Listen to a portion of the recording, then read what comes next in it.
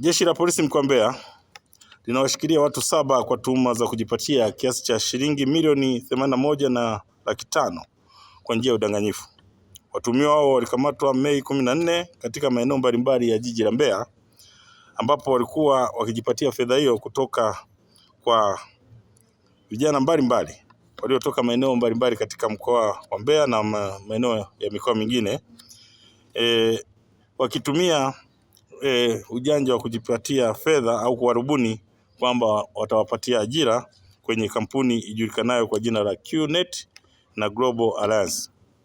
Inadaiwa kuwa walikuwa wakiwashawishi vijana hao watoe kiasi cha shilingi kuanzia shilingi 40,000 hadi milioni 5 ili wajipatie ajira katika kampuni hiyo.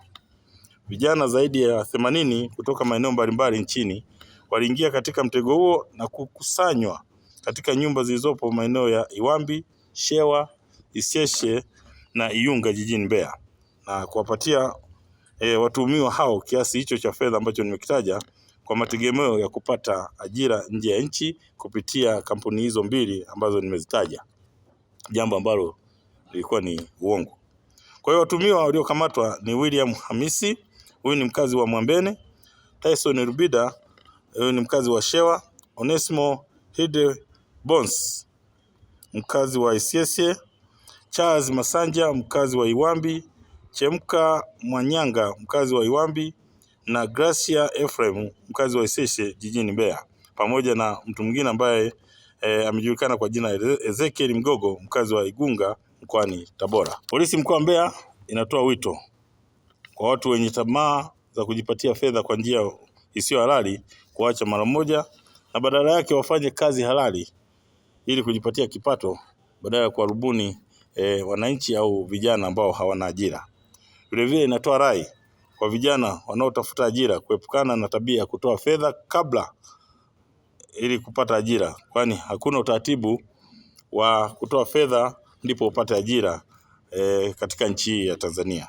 Badala yake kuna mifumo ambayo imewekwa, kwa hiyo inabidi waifuate ili kuweza kujipatia ajira. Aidha, wanashauriwa kabla ya kufanya maamuzi ya jambo lolote watafute taarifa sahihi za ajira kupitia mamlaka stahiki ili kupata ukweli wa ajira zinazotangazwa kupitia mitandao ya kijamii ili kuepuka kutapeliwa kama hivi ambavyo wamefanywa.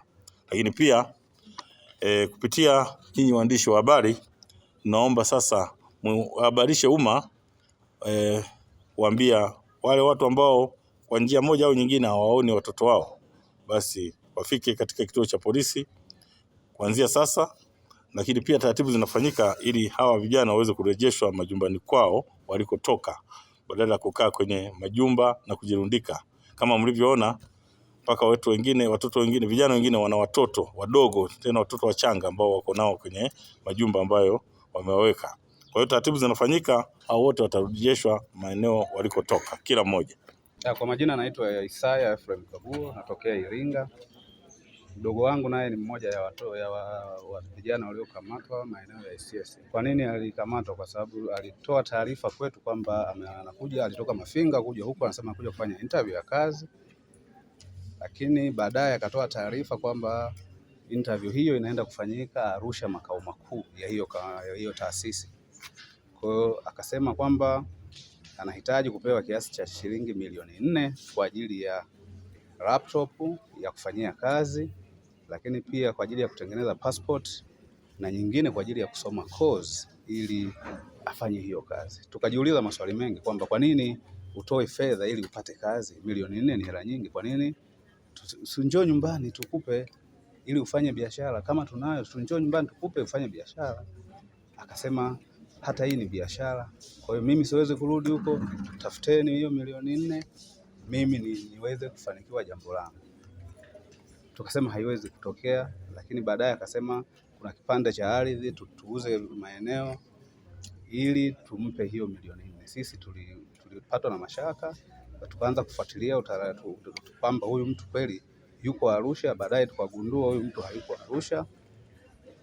Ndio baadaye kwa msaada wa jeshi la polisi mimi nikasafiri kutoka Mafinga kuja huku kwa ajili ya kufuatilia jambo hilo. Mwisho wa siku ndio amekamatwa akiwa hapa Mbeya.